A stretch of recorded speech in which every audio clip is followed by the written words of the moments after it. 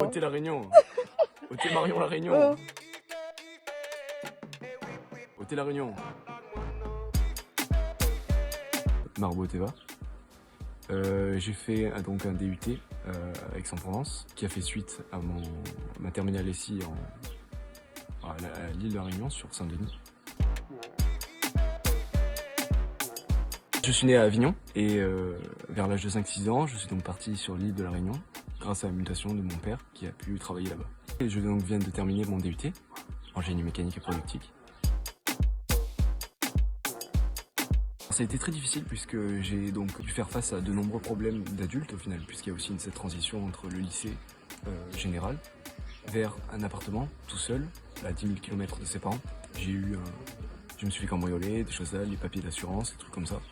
Et ça m'a beaucoup poussé à prendre des décisions moi-même, chose que je n'avais pas pu faire dans le cadre de la Réunion, puisque la Réunion on est quand même dans une sorte de cocon en fait au final. Et quand on va en métropole, on découvre voilà, le cadre de vie réel, quoi. Le travail, voilà, il y a aussi la famille à gérer, toutes ces choses-là, quoi. Voilà. À distance, ça peut être un peu compliqué pour certaines personnes. Gros point positif, ça a été de pouvoir aller un peu plus loin en fait au final que sur l'île de la Réunion. On peut voir des choses magnifiques, mais au bout d'un moment, il fallait, pour moi-même en tout cas, j'avais cette envie de partir un peu plus loin, d'aller découvrir de nouvelles choses, de nouvelles régions, de nouveaux paysages. Mais aussi de nouvelles personnes. Je me suis donc investi dans la vie étudiante pour pouvoir pousser les rouages de l'université un peu plus loin, pour pouvoir découvrir un peu plus comment ça fonctionnait, tout ça.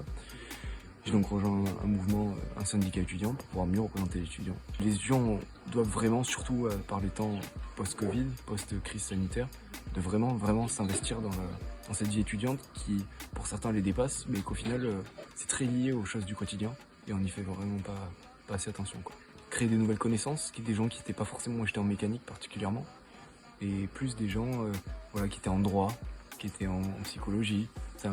Tous ces horizons en fait, qui se retrouvaient au final dans un seul objectif commun, représenter les étudiants et les défendre face ou avec l'administration de l'université.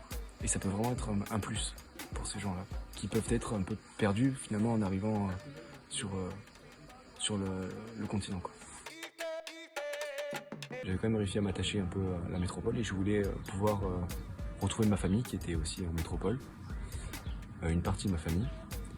Donc mon père m'a suivi un peu après. J'ai quitté la Réunion pour pouvoir effectuer des études parce que la Réunion ne proposait pas de DUT. Le DUT en l'occurrence génie mécanique et le DUT d'Aix-en-Provence donc proposait des alternatives assez intéressantes de par sa formation qui permettait d'avoir un bagage professionnel, mais aussi par les perspectives qu'elle me donnait à l'avenir.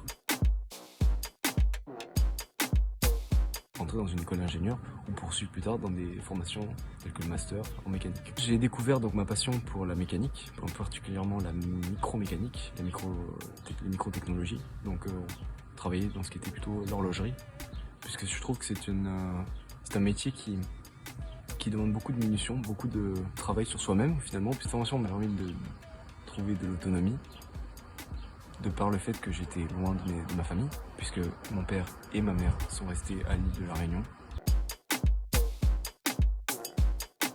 Étant donné que ma mère est encore là-bas, et mes amis, je garde contact notamment avec des appels vidéo, notamment avec on se retrouve des fois sur des jeux vidéo en multijoueur, des trucs comme ça.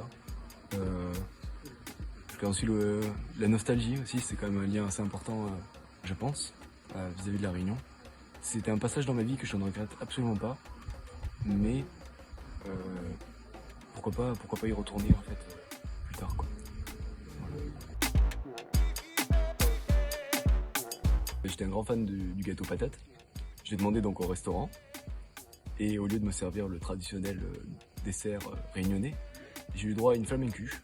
Voilà, donc j'étais assez déçu physiquement face au plat qu'on m'a servi.